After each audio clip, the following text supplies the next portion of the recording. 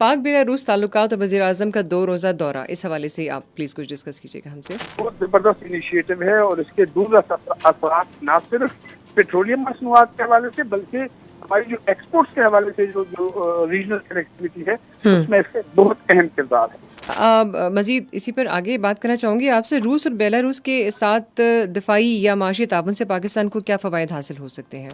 इस सिनारियो में हर रियासत अपनी मफादात को लेकर आगे बढ़ रहा है और इस चीज को लेते हुए पाकिस्तान जो है उसके पास ना तो इतनी ज्यादा टेक्नोलॉजी है, ना हमारी जीडीपी इतनी है, ना लेकिन हमारे पास एक तो रिजर्व मादनियात हैं और उससे ज्यादा हमारे पास वो सॉफ्ट पावर है कि हम एक रेजिलियंट नेशन है जो किसी भी जगह किसी भी दो अक़वाम को कनेक्टिविटी का एक वसी तजुर्बा रखते हैं। पाक रूस के ताल्लुकात की बेहतरी से सीपैक और वस्ती एशियाई रियासतों के साथ रवाबत में कोई नया दरवाज़ा खोल सकती है?